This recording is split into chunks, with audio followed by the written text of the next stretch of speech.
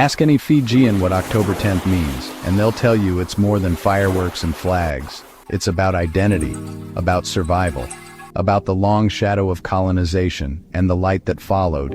It's the sound of a national anthem rising over the ocean. It's the memory of ancestors signing away a kingdom to save a people. It's the day Fiji stood tall, sovereign, and proud. Fiji Day isn't just a date on the calendar. It's a declaration. Freedom at last. 2 Octobers, nearly a century apart. October 10th, 1874. A pen strokes the paper. Ratu Seru Epenisa Kakobau, the Vunivalu of Bau, cedes the islands of Fiji to the British Crown. October 10th, 1970. A flag rises over Albert Park in Suva. The Union Jack is lowered. The Fijian flag is lifted. 2 moments. One island nation. A long walk from cession to sovereignty. By the mid-19th century, Fiji faced tribal wars, foreign intervention, and mounting debt. Missionaries had arrived, gunboats had anchored. In a strategic move to preserve his people and regain stability, Chief Kakobau voluntarily signed the Deed of Cession, placing Fiji under British rule. What seemed like protection would become nearly a century of colonial control. Britain came not just to govern, but to cultivate. Sugar plantations spread across fertile lands. But indigenous Fijians, whose life was rooted in subsistence and community, refused wage labor. So Britain turned to India. Between 1879 and 1917, over 60,000 Indians were brought under contract. They came with promises. They found hardship. This was the Gurmit era, an indenture system that many call slavery by another name.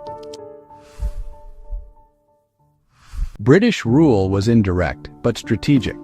Village chiefs were preserved, honored, and used as conduits of colonial power. While indigenous structures were protected, Indo-Fijians, despite their growing numbers, were politically and culturally marginalized. Fiji became a land divided, not only by ethnicity, but by who was allowed to lead. By the 1940s, calls for equality and autonomy echoed across the Pacific. In Fiji, political parties began to form, some indigenous-led, others Indian-led. Tensions rose, but amid this friction, there was also vision. In April 1970, the Fiji Constitutional Conference was held in London. Chiefs, politicians, and British officials sat together, not as conquerors and subjects, but as future equals. The agreement was signed. Fiji would be free. October 10th, 1970. 10 a.m. The Fijian flag rose for the first time. Ratu Sir Kamisese Mara, a tribal chief turned statesman, became the nation's first prime minister. Dancers performed the miki. Drums beat in celebration. Indians and indigenous Fijians stood side by side. For one shining moment, the dream of unity was alive.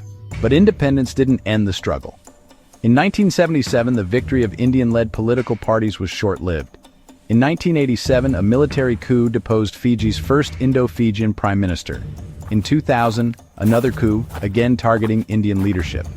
Ethnic divides continued to challenge the young nation's promise. Thousands of Indo-Fijians emigrated, leaving behind memories of displacement and disillusionment. Today, Fiji Day is more than a celebration. It's a reflection. In Suva and Nadi, Lautoka and Levuka, the week leading up to October 10th is filled with color. Meke dances, bhajans, church choirs, and school parades. It's a time to remember ancestors, reclaim stories, and recommit to unity. It's a moment to ask, what does freedom mean, and who gets to share it?